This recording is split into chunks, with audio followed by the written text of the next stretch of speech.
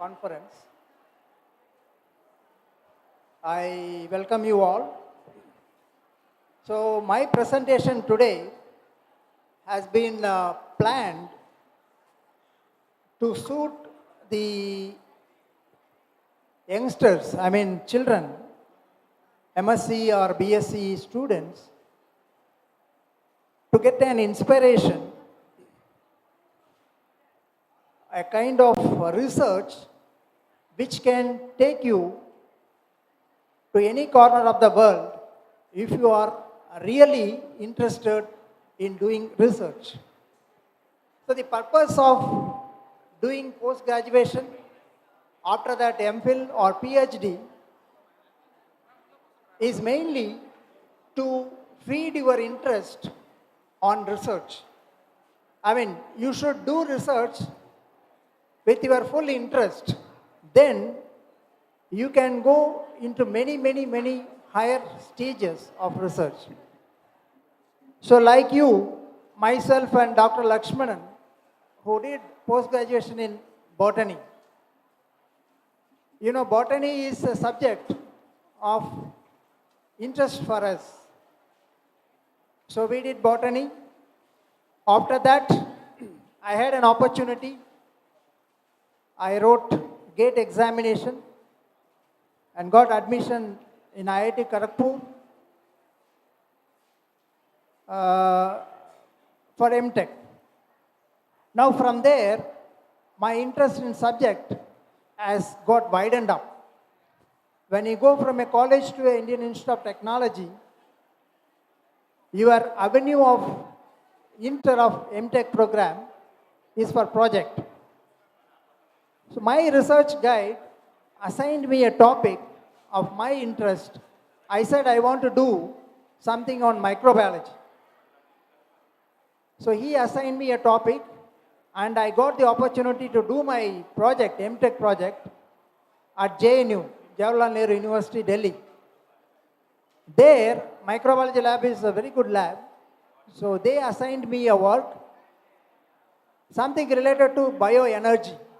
You know, from there I got entered into the field of environmental sciences. So bioenergy is a topic, a kind of alternate energy you produce instead of the conventional non-renewable energy resources. I'm talking about 80s, in 80s. In 80s and all, there were good opportunity to do on energy sector research. You do research in energy, you find an alternate energy to the fossil fuels. That was the idea in 80s. So the topic given to me was to produce sugar molecules from cellulose, degrade cellulose to produce sugars and convert the sugar into energy. That's a different thing. So I was given a bacterial species isolated from termite mound soil. You all know termites. We see termites as a pest.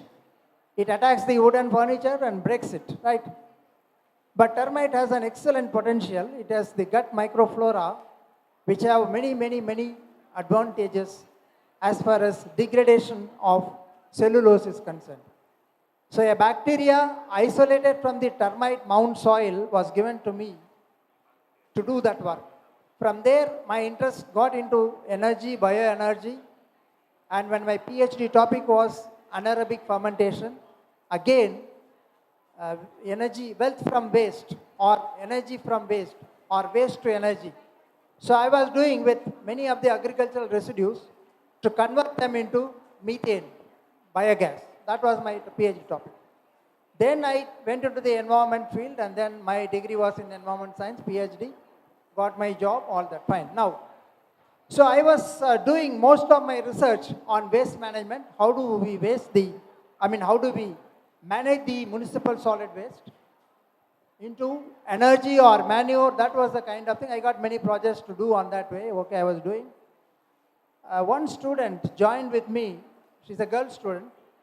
She wanted to do something on plastics. She wanted to do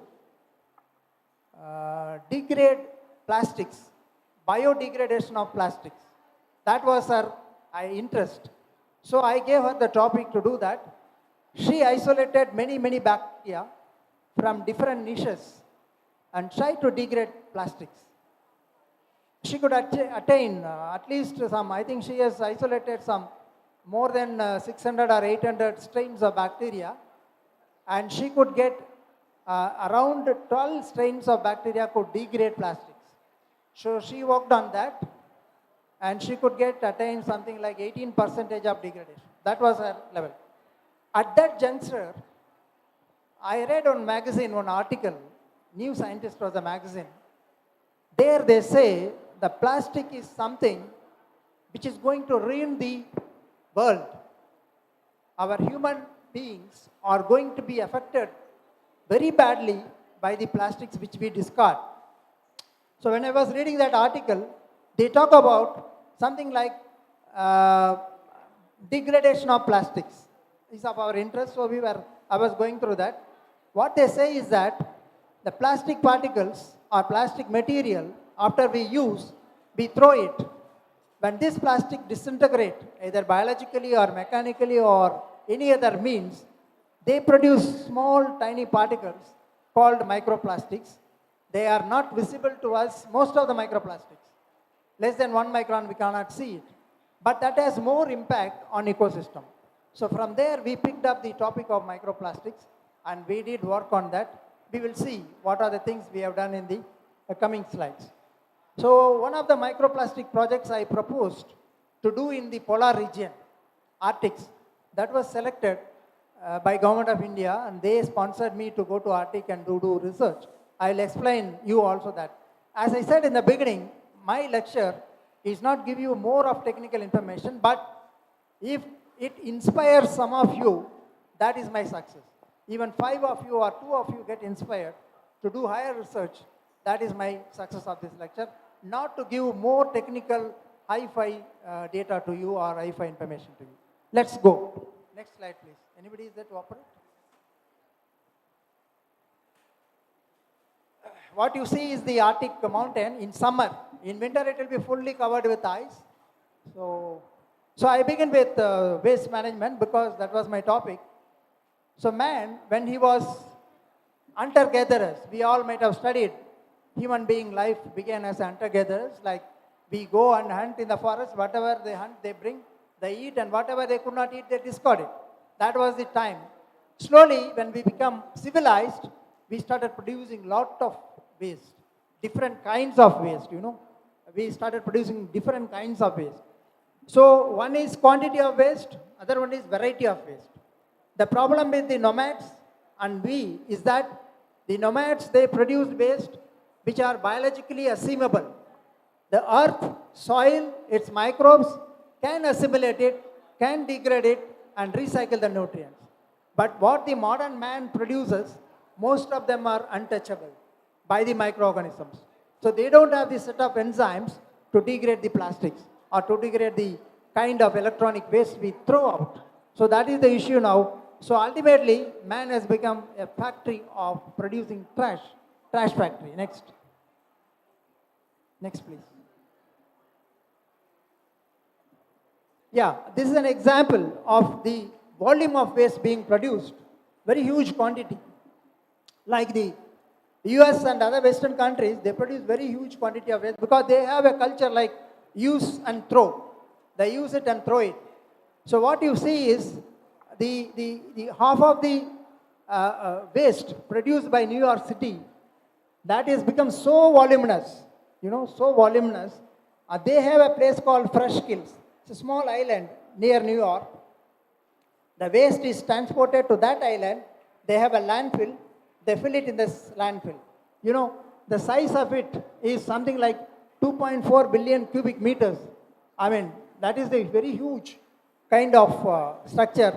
25 times more voluminous than the Great Pyramid Giza. You can understand. This is very old data. You can see it is somewhere in 1991. Now that landfill is fully finished. What about India, country like us? Next, please. Someone else is there, Dr. Lakshman? Why you are standing? You can, somebody else? Some young student can operate.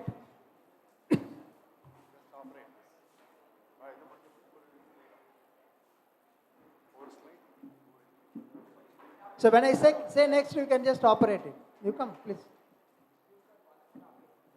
So India, we are not producing that much kind of waste, but we have other kind of problem, is that we have more population, huge population, less space available. Unlike US have a lot of space to put their waste, but we don't have space.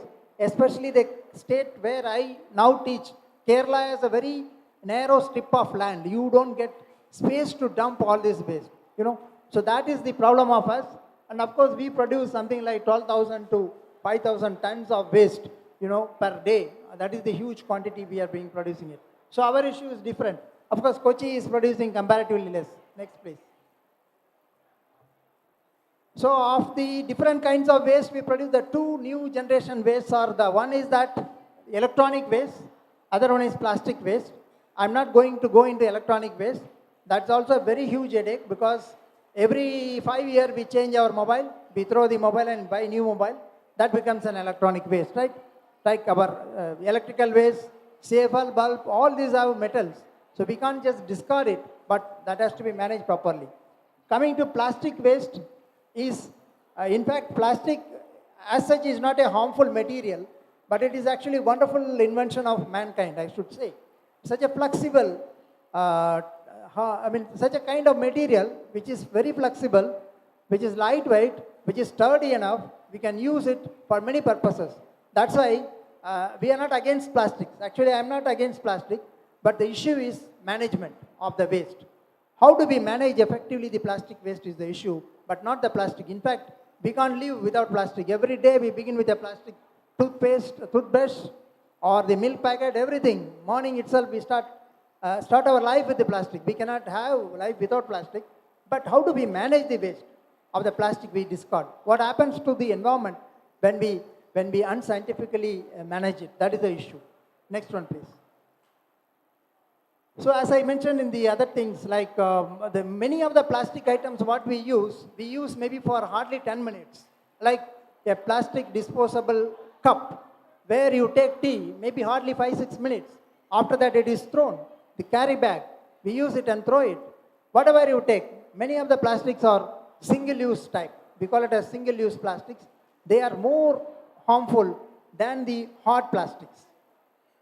Like the spare parts in a car, that's a hard plastic. That is of not big, difficult because we are using the car for 10-15 years and then we are discarding it. But the single-use plastic is very huge quantity we are discarding at higher rate. And that plastic remains on planet Earth at least 400 to 500 years. It remains there. It doesn't disappear. It remains there. Even if it disintegrates, it forms microplastics. Further degradation makes it nanoplastics. And further degradation releases its harmful, toxic substances into the earth. That is the issue of the plastics. Otherwise, big plastics, they entangle the animals. If it is in the ocean, even the whale gets entangled by the plastic discard. Fish nets. Even there was an incident in Kerala a few years ago. An elephant, the dead elephant's car, when it is operated, they find 16 meters length of plastic things entangled in stomach. So that is the danger of plastic, unscientific manner of we discard it. Next one, please. So that is why when we find more use to the plastic, we produce more. So it was something like in 1950s, the mass production of plastics began. You can see that from 1950s to 2015, you can see that the 50 million tons of plastic has become 360 million tons of plastic being produced. So in 2015, 360. Now it has become close to 400 tons of plastic is being produced. It is not that all 400 tons we are using some, we are discarding. So what happens to the discarded plastic is the issue. Next, please. So that's what the people say, that it takes 5 seconds to produce, 5 minutes to use, but it takes 500 years to degrade. So 500 years, this synthetic material remains on the environment. You can imagine what kind of toxic impact it can have on the microbes, plant, or anything else, any other fauna. Next, please. So when we use more, automatically when you consume more, we discard more also. So we discard more of the plastic waste. When it is unscientifically discarded without properly recycling it, then it goes to the Mostly from the land, it goes to the aquatic system, water bodies, by through rain runoff or through any other means, wind, anything, will finally take it to the water bodies. Next, please. So very huge quantity we discard. Next, we can go fast. Yeah. So ultimately, as I said, it goes into the ocean. Now the picture becomes more dangerous when it goes to water bodies, especially ocean, because ocean is a very important resource for the mankind. We realize it or not, ocean is such an important resource. When huge tons and tons, they say that 8 to 12 million tons of plastic is being discarded every year. 8 to 12 million tons of plastic globally goes into the ocean every year. You can imagine 1 ton is 1,000 kilograms, 8 to 12 million, 1 million is 10 lakh. So 10 lakh 1,000 tons of plastic waste every, not 10 lakhs, in fact 40 lakhs tons of plastic is going every year to the ocean. 4 to 8 million or 8 to 12 million means very huge quantity. So what happens to this plastic when it goes to ocean? Next please. So it forms, due to the ocean current and vortex, it forms very huge islands of marine debris, we call it as. Not only plastic, any other debris, they form huge islands in the oceans. It looks like this or even more than this. Next. Now they have identified 5 giant gyres. They call it as gyres, G-Y-R-E-S. Gyres, huge trashed islands. There are 5 giant trashed islands are being found in the oceans. So these are all rotating there, either on the surface you can see or sometimes subsurface of the ocean. Huge islands or gyres of marine debris, 80% of it is plastics. 80% of the marine gyres are plastics, Next. So whether it remains on the surface, whether it goes down in the surface, what happens to it is the question. What happens to whether the plastic bottle you discard remains as plastic bottle or the cover you discard, whether it remains as plastic cover as such? No, it doesn't. What happens to it? Let us see. Next, please. Next. Yeah. So whether it immerses or goes down to the ocean or when it floats, it gets affected by either the ultraviolet radiation of the sun rays or by the wave action or by the wind action. It gets disintegrated or fragmented into different pieces. The plastic bottle or any other plastic item, when we discard it, when it goes to the ocean, it gets exposed to sunlight, wave action or wind action. All this fragments the plastic into tiny pieces.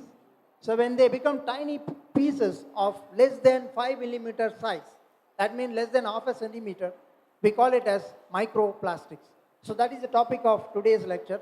How the microplastics form, you should understand.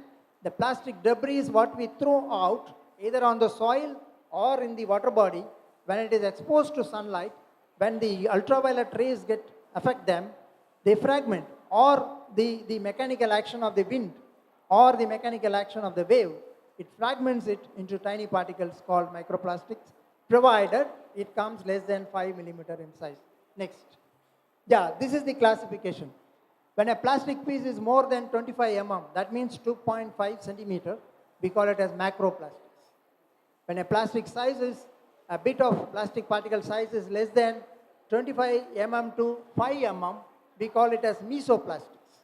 2.5 centimeter to 0.5 centimeter, that we call it as mesoplastic. When it is less than 5 mm, that is less than 0.5 centimeter, we call it as microplastic. Further disintegration, it goes down to 1 micron, 1 by 1000 centimeters or 1 by 1000 millimeters, that we call it as nanoplastics.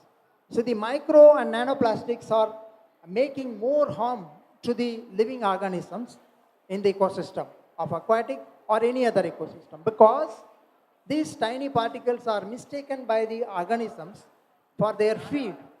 They feed on them.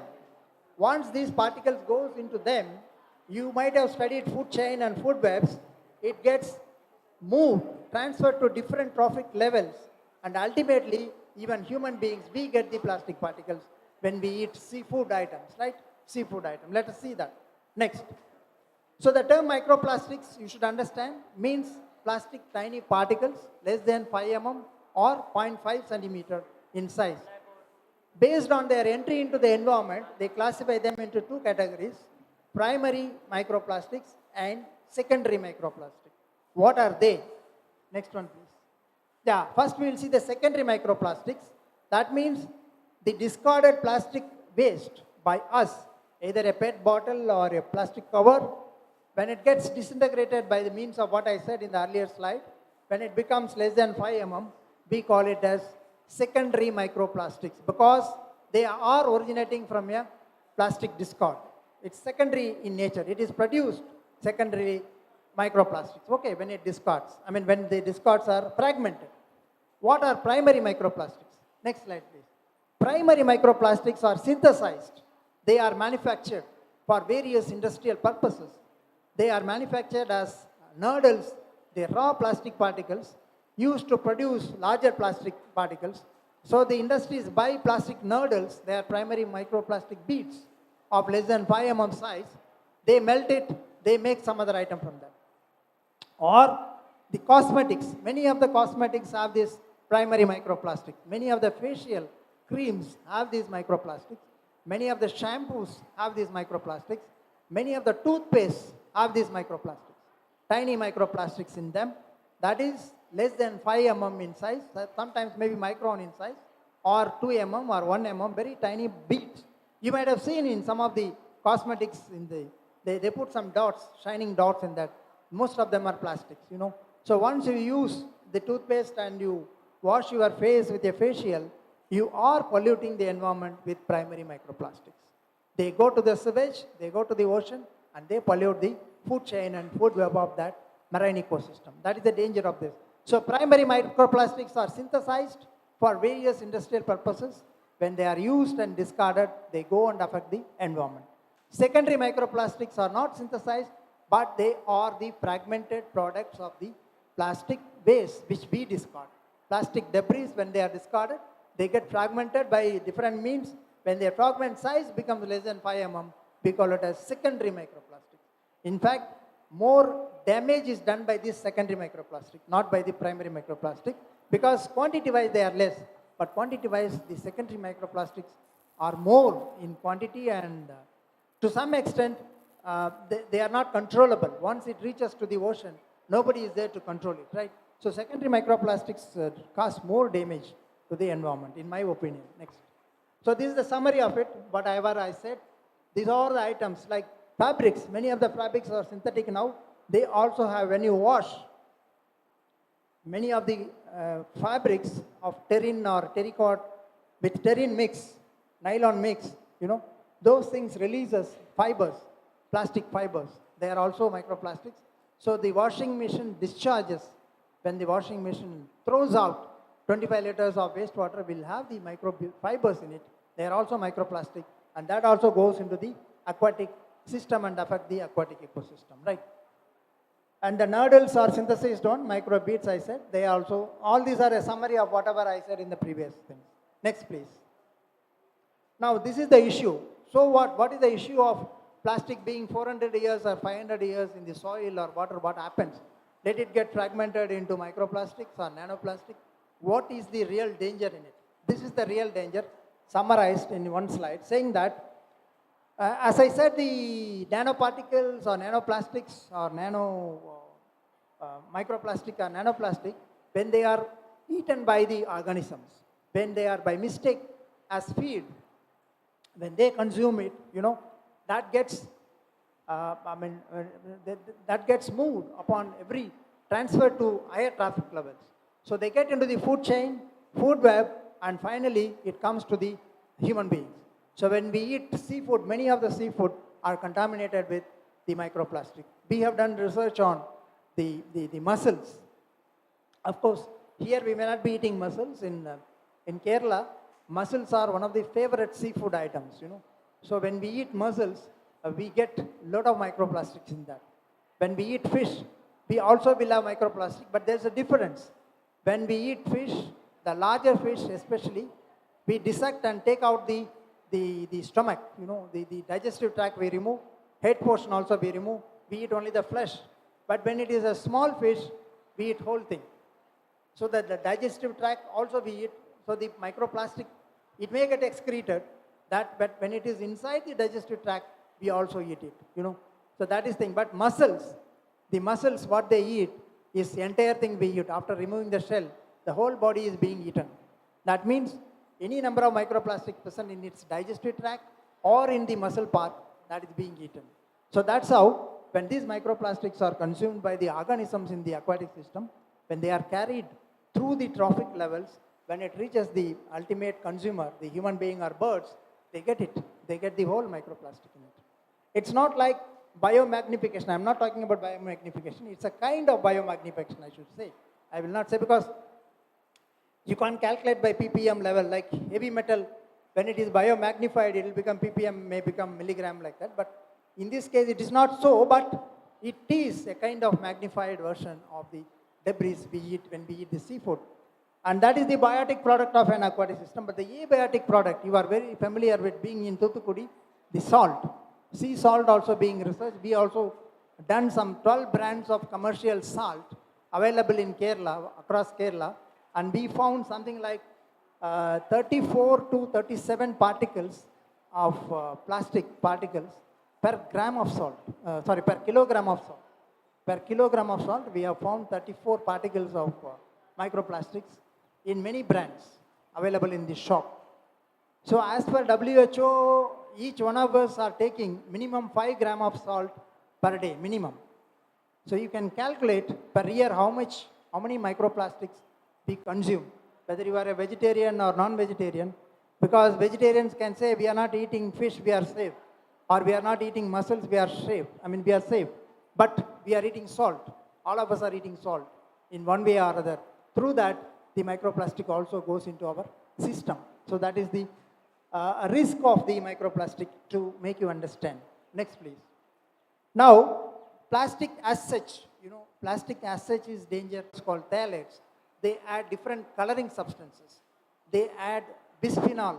So many things are being added in order to improve the quality of the plastic. So when the plastic goes inside, all these additives or chemicals also go inside. So that is one of the dangers of the consuming the microplastics or plastics into us. Number two, when these plastic particles remain in the ocean, for example, or in a lake for 200 years you take, what happens? The plastic surface is open to many of the pollutants present in that water body. Can be heavy metals, can be pesticides, can be persistent organic pollutants, any such kind of toxic things which are present in the water can get absorbed on the surface of the plastic particles. When they become less in size, mesoplastic becomes microplastics, it means more surface to volume ratio increases. Volume may be small, but surface area increases. When it becomes nanoparticle, still the surface becomes more than the volume. So more quantity of the chemicals can absorb on the surface of these particles. So all this, already plastic has many harmful things, plus the pollutants present in the aquatic system also get absorbed.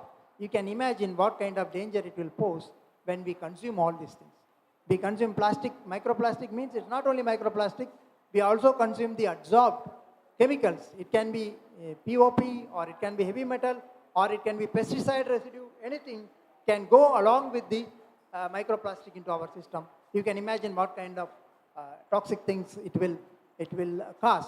Very recently, 4 years or 5 years ago, they found that microplastics are in human feces, fecal matter. That means it has gone inside. Whatever solubility, it might have solubilized, the chemicals absorbed on that, and then it has come out through the fecal matter. And very recently, last week, the Netherlands scientists have found that microplastics are present in human blood. You can imagine, when we eat fish or salt, goes to our digestive system, whatever can be extracted, rest is being thrown out as fecal matter. But whatever gets absorbed in our system, very, very, very tiny particles like these microplastic also go into our system. There are reports that it has gone to lungs and into some tissues. But very recent finding is that the blood also has the microplastic. So you can imagine how it can get into the entire circulatory system of human beings. So you can imagine the harmful it will create, not only plastic, the absorbed chemicals, everything. Now, it doesn't stop at that. there is another point to look upon is next one, please. Yeah, they act as vectors, or they act as hitchhikers for the microbes. You know, any polluted water will have number of pathogenic microorganisms. You know, they also form biofilm on the surface of these microplastics. So the pathogenic organisms are also carried through the microplastic into our system when we eat a seafood contaminated with microplastic or sea salt contaminated with microplastic. There may be microbial biofilm formed on the surface of it. There may be number of pathogenic organisms that gets into our system. Also, these microplastics are highly pervasive. That means, that is what I am going to talk about Arctic. So, Arctic and Antarctic, we know that human population living is very, very, very minimal. Not like tropical region where we have means billions of population, but in Arctic region we have very less, thousands of people only. But the plastics we discard, the microplastics we produce reach Arctic and Antarctic. So they get they get carried out either by air current or by ocean current. It goes to the polar regions also. Arctic ice has been found with microplastic. Snow has been found with microplastics. So you can understand how ubiquitous its distribution is and how pervasive this one, and it is spread across the world irrespective of polar or non-polar region of the world. Next. Okay, now, so we started in somewhere in 2016 the work on microplastics. So what I suggested my student is to work. There is a lake called Vembanad Lake near Kottayam, maybe some 10 kilometers from Kottayam, where our university is situated. So that's a very peculiar lake. That's one among the Ramsar sites. You should know what is a Ramsar site. They are internationally important water bodies. They are recognized as very sensitive ecosystem, so that they are to be conserved. There are 3 Ramsar sites in Kerala. One is this Vembanad Lake. You know, I asked my student to check whether microplastics are there in that lake sediment. Why? Because it's a very large lake spreading across 3 districts of Kerala. It's very large lake, one thing, and it receives discharge from 7 or 6 rivers. 6 rivers flowing through highly populated cities and towns empty their content into that lake. So that means there is highly possibility that the plastics are carried through these rivers into that lake. So, and third reason why I asked her to do that work in that lake is that the lake has a kind of bund. A bund is artificially created by man, which shutters a kind of barrage. Why? Because the lake is something like peculiar. You know, Kerala receives 3,000 mm rain per year. 3 to 4 months monsoon period, heavy rains. So all these rivers will empty their discharge into the lake. So the water will be flushed from the lake into the sea through Cochin estuary. So what will happen? The fresh water coming through the rivers will flush the lake water into the ocean. At the same time, during summer, when the rains are not there, the rivers will take place, the sea water will come into the lake. The salinity of the lake will increase because of the sea water coming into the lake. Because of that, the agriculture will get affected because the lake is situated in a area called Kuttanad agro ecosystem. That's again a peculiar agro ecosystem. I'll tell about it little later. So when the sea water comes into the lake, they can't use it for irrigation. That's an issue. So what they did, somewhere in 1967, they constructed by a bund with shutters, so that the shutters will be open during monsoon, so the fresh water can be flushed into the ocean. But the shutters will be closed during summer, so that the sea water will not come into the lake.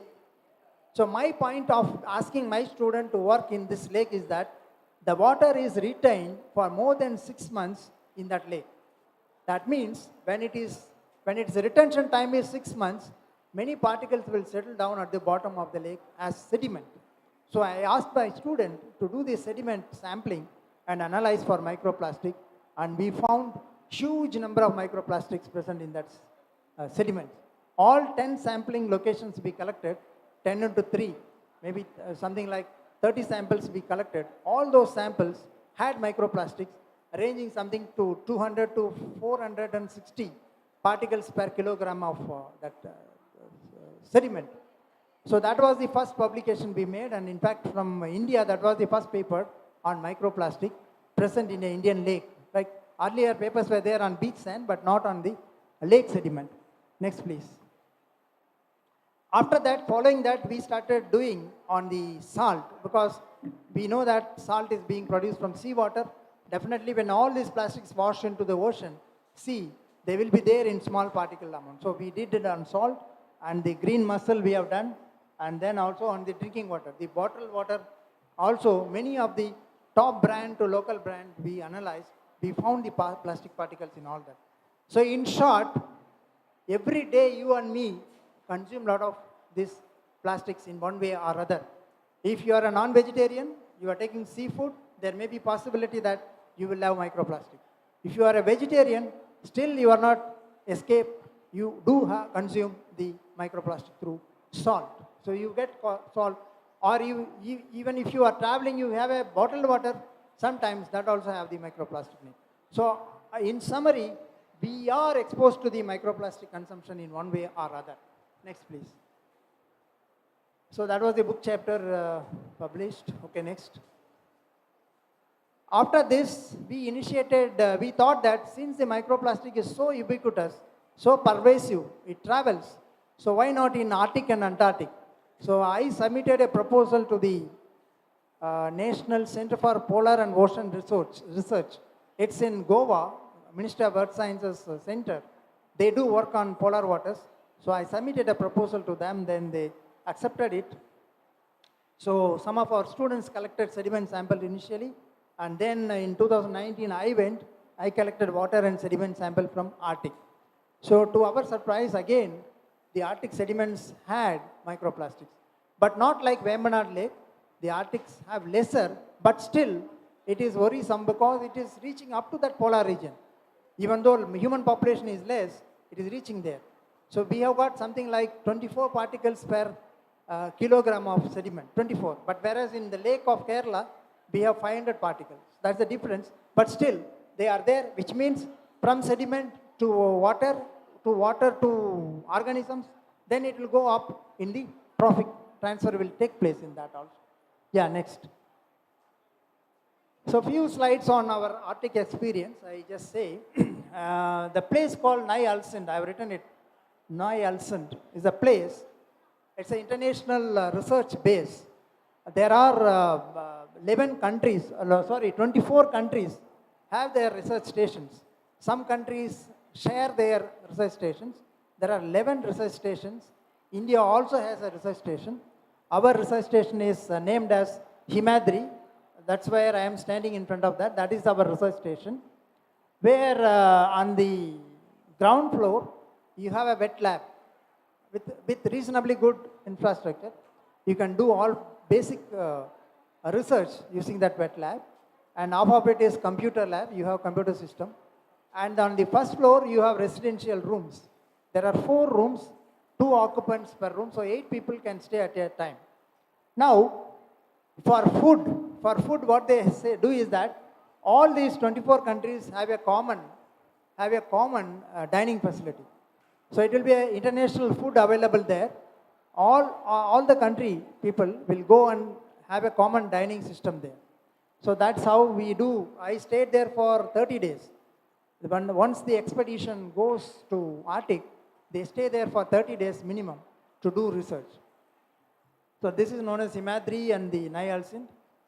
Next one, please. So this is where this Ny-Ålesund is placed. You can see the world map above Norway and Sweden, you might have seen. Above that, go into the ocean, a tiny kind of island group that is called archipelago. They call it as archipelago, group of islands. One such group is known as Svalbard. In that Svalbard, a tiny spot is the Ny-Ålesund. Svalbard is a group of islands. There the small tiny spot is island. That is where it is. In fact, if you see the latitude level, see equator up, north latitude, equator down is south latitude.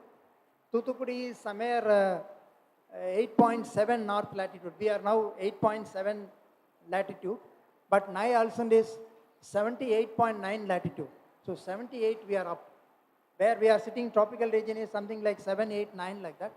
but we have gone up to 78.9 latitude, very close to the North Pole. It's a very, very highly cold climate you have. It's difficult to work in that cold climate. Even though we stayed there 30 days, inside the Himadri, temperature is normal. You have heater, everything is normal. Once you go out of the research station, you face very hot, cold climate. You have to work in that cold climate. And this is the kind of river. It's not river. They call it as fjord, where I worked on the sampling of it. Next, please. So again, these are some of the pictures of Nyalsund. That is the Himadri. And what you see there, a small blue color building, that is the northernmost post office on this planet Earth. Because 78.9 is the north latitude. There are tourists coming to this place. They spend a lot of money to come and visit this place. To that post office they go and they buy the postcard, put that post office stamp and send to their family. That is the northernmost post office in the planet Earth. From there they can post. I also purchased card, but I didn't post it because very expensive to post. But we can put the stamp, rubber stamp on that. And I have some cards with me, which we bought. That is the northernmost post office on this planet Earth. Beyond that, no human community lives. Maybe some people live, but not as a community. That is the northernmost community living in this planet Earth. And then that is the northernmost post office. You can see the snow falling. That day it was. Okay, then this is the fjord I was telling about where we did the sampling. And that is the boat through which we do sampling. And this is midnight sun. You might have heard that Norway and above that, 6 months you don't have darkness. Every 24 hours is light. You have the sun rising from the east, setting at the west here. But there it is like east it doesn't rise. It is there in the east. Noontime it goes somewhere like this side. Evening it goes here. Night it comes here. And again morning it comes here. So all 24 hours you get sunlight. You don't have darkness there. During summer months, rivers is there during winter months. All 24 hours darkness. You won't see sun at all. So there are people who go to winter session. I went in summer time, so I had bright sunlight. But people who go to do research in winter, they have to suffer 24 hours darkness. There is no light. There is no sunlight this day. So I tried to take a photo at exactly 12 o'clock in the midnight.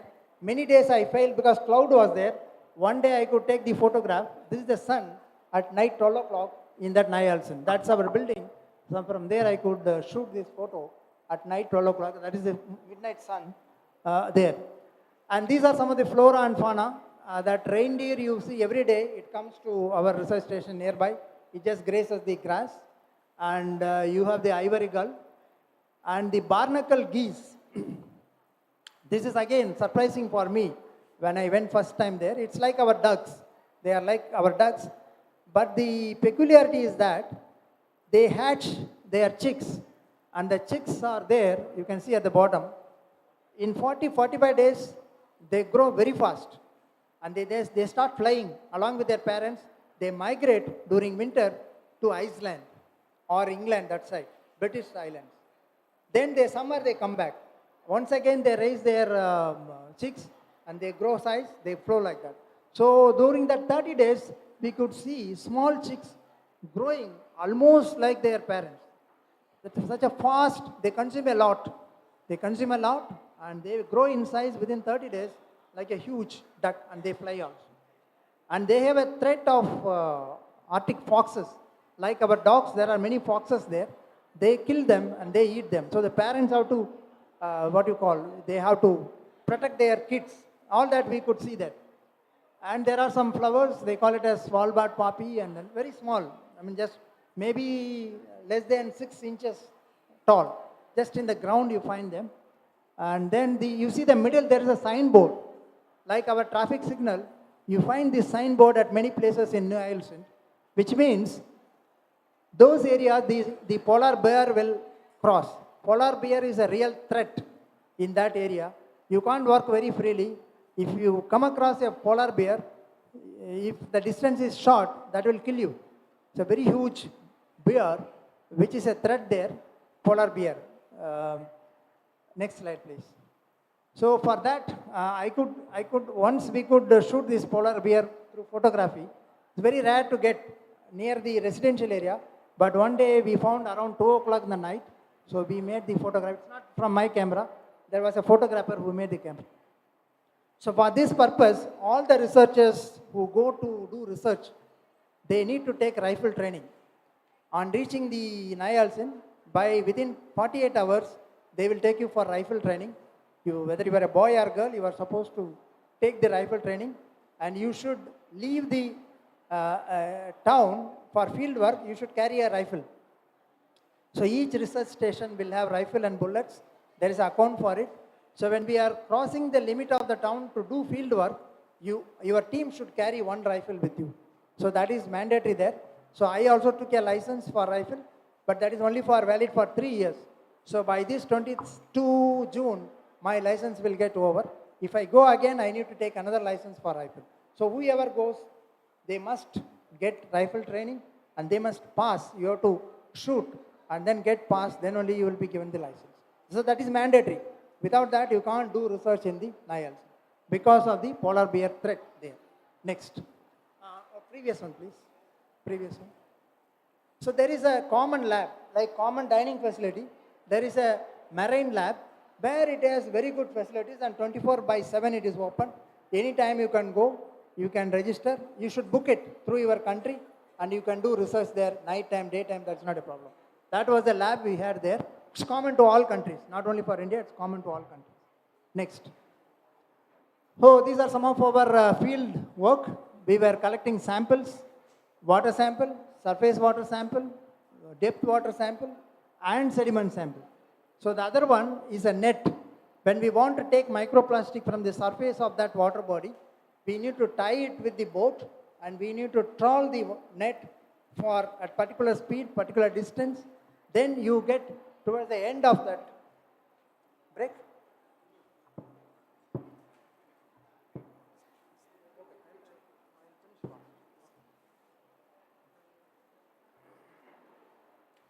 So the microplastic particles which comes on the tail bin, we can collect and do analysis later. So and the other one is depth water sample.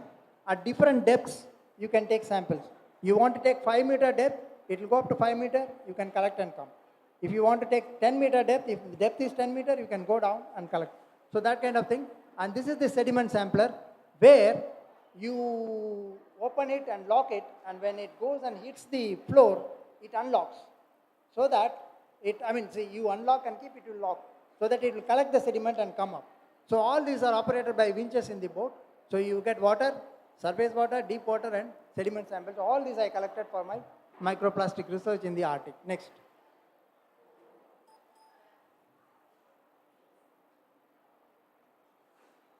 What happened? Next.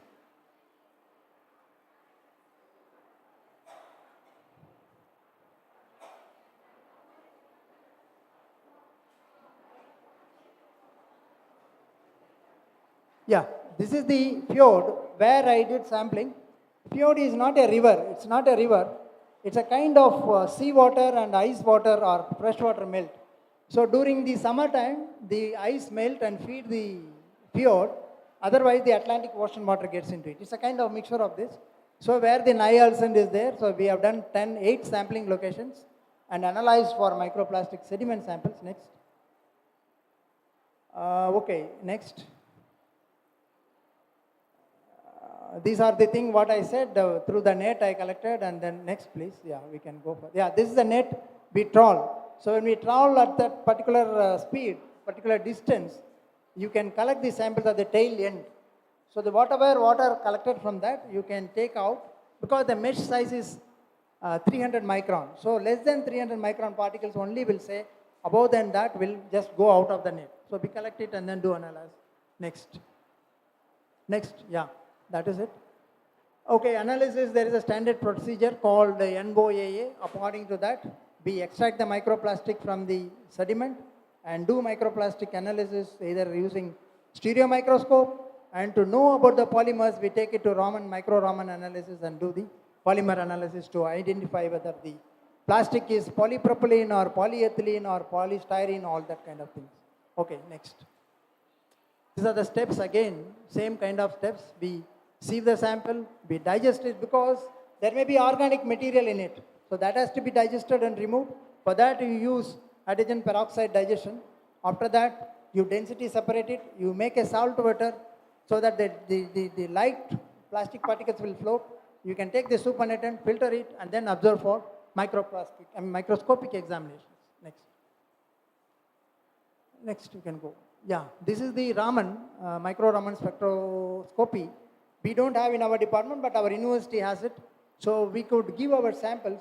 They will give the spectrum as the result of the analysis. And we do it with library is available. Know-it-all library it is called, a software. There we feed the spectrum and analyze and find out which polymer is that microplastic is made up of. Whether it is polyethylene or polystyrene, that kind of things. Yeah, next. So that is the library, we use it to find out. Next. So this kind of spectrums you get, and you compare it with the standard spectrum. Wherever 70%, 80% matches, we decide that the polymer is this particular spectrum. That's how we do it. These are the spectrums of polyethylene and polypropylene. Yeah, next. These are some of the photographs we have taken using stereo microscope, the kind of microplastics we got from the Arctic. A kind of fragment shape, fiber shape, a kind of film shape, that kind of shapes of different microplastic we got. Yeah, next. So this is the result we have got. Out of 8 sites, we have 3 sites we found the microplastics. And these are the polymers, high density polyethylene, low density polyethylene, polyamide, were the polymers found in the microplastics of Arctic. Yeah, next. These are again some of the microplastics found in the water. That was sediment. This is water samples. Yeah. This has been published in a journal called Marine Pollution Bulletin. Those who are interested can go through the paper and you know more about this work. Yeah, next. This is the paper published in 2021 of our results. Next. Okay, so after that, I also got an opportunity to go to the southern polar region, that is Antarctic side. I have got an opportunity to go in an expedition to go to the sampling of Antarctic side. So I could do, not Antarctic water. There also we could collect samples and do analysis. Yeah, next. So this is the ship. We traveled for 45 days in the ship. It started from Mauritius, go down up to Antarctic. We collected some 20-25 sampling locations. We collected samples. You have wonderful facilities in the ship to collect samples. You can collect water, sediment, all that. Again, it is extreme cold climate we enjoy. Next. So that is the Antarctic. From tip of India, we go to the Mauritius. From there, take a ship, go up to the Antarctic waters and come back. That was the Antarctic Expedition. Next one. So this is the route of our ship going up to the Antarctic continent. We didn't land on the continent, but Antarctic waters we collected samples and come back. See, it is 67 degrees south, where 87, 89 we got north, 67 degrees south we have traveled to collect these samples. Yeah, next. So it was a really wonderful experience. When you go, you will understand. When you cross 40 degrees south, the sea becomes very rough. 50 degrees much rough, and 60 degrees very, very highly rough sea you find, and the ship will be rolling. So you can't sleep. You will be coming to the other corner of the bed in the night, and again like this, the ship will be rolling like anything during the crossing that 60 degree, all that. Next. Can you press next? Yeah. These are different kinds of sea roughness you find. Sometimes the water will flash into the ship also. Ship is such a huge structure, but still that will be rolling this side and that side when you go through the Antarctic. Next, please. But at some places, you wonder, it's like a lake. There are no waves, quite calm, no movement. It's something like a lake we are floating. That kind of ocean is also there in some part of the Antarctic. There is no waves at all. It is totally calm. Next. So these are some of the pictures of the iceberg. Very huge icebergs will come. 3 or 4 times larger than the ship. As you know that it's only tip of the iceberg. Around 70% is remaining under the water. You can imagine what is the huge shape of this iceberg. They keep floating in the ocean. And that is the sunset of Antarctic Ocean. Those structures are icebergs. So behind the iceberg, it is sunset. And these are small crystals of ice forming. That's nice to see how ice is forming. From summer to winter season starts, ice crystals start forming on the ocean. Yeah. That is the Antarctic continent. We could see from our ship Antarctic continent 50 miles away. We are not supposed to land because our expedition is not permitted to land. So we could see the Antarctic continent. There you can see 50 miles from our ship. That is the Antarctic continent we could see. Yeah, next. Of course, ship has wonderful facilities. It's a living room. I was given a single room occupation. You can work in the night, you can work, and you have a lab there. You can work day and night. There is no, only thing is everything should be tight. It will be rolling. You can't work steadily like you work in the lab here. All your equipments are closely tied with the some structures there. Otherwise, they will fall down. So that because the ship is always rolling like this. Yeah, next. So these are different sampling structures there. Many water samples we can take at different depths. And that is a seminar hall in the ship. You can make presentations of your finding in between to other scientists. There are 40 scientists from India. We went to the Antarctic Expedition. Next. So I was making a presentation in that hall to all rest of the scientists about my research. Everyone is supposed to make their presentations. Next. So this was one of the Republic Days, January 26, 2020. We celebrated on the boat. So that is the Republic Day which I cannot forget in my life. So we had a celebration of Republic Day, January 26, over the boat. So the ship crew made a big cake and they made a wonderful party for us. And next. So that was the Indian flag we hoisted on the ship. You can see the backside of the ship. All of them had microplastics. So you should understand the microplastics produced by us reach both south and north poles of the earth. Yeah. Photographs of the microplastics through stereo microscope. Next. Sir, findings. We have the HDPE, polymer, polystyrene, all that polymers in the microplastics. So I thank the NCPOR, the organization which gave me the permission or which helped me, which supported me for both polar regions to do microplastic work, southern ocean as well as the Arctic. It was NCPOR which granted my project and sponsored my trip to Arctic. Yeah, next. So the message, take-home message for you is that plastic is not bad. Plastic is a wonderful material. We cannot say that it's one of the most important invention of human being. But only thing is the management. As I said, its management is thing. So unscientific way of plastic disposal may be avoided. And 3R concept, try to reduce the use of plastics wherever possible. Try to reuse it, try to recycle it, then our issues may be reduced. Yeah, this is the take-home message for you. Next. So the problem may be global, sometimes solution can be local. You and me can control some of these issues at our end. We don't always rely on government side. Individually also you can do something. Some of our publications. Next. Yeah, these are some of our works on the microplastic which got published. Next. Okay, this is already shown. So again, I acknowledge the support from Ministry of Earth Science, all these agencies. Next. My team, my postdoctoral fellows, I had 2 DST Inspire fellows, postdoctoral fellows, 4 research scholars and myself. We work on microplastic research at MG University. It's all because of their work. I am only a guide. I only give them the directions. They do most of the research. Whatever the output, whatever I shared with you is mainly through their efforts. So I thank them also for their effort. Okay, thank you all for your attention. This is one of the very huge iceberg we found. Very large iceberg.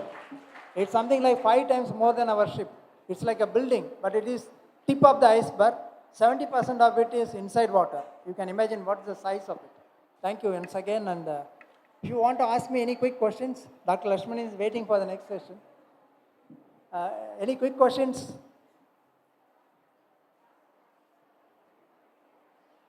You will not get a chance. I will go after some time. How many of you are interested to go to Arctic? How many of you are interested to go to the ship, through ship to the Antarctic? Nobody. Oh, very good.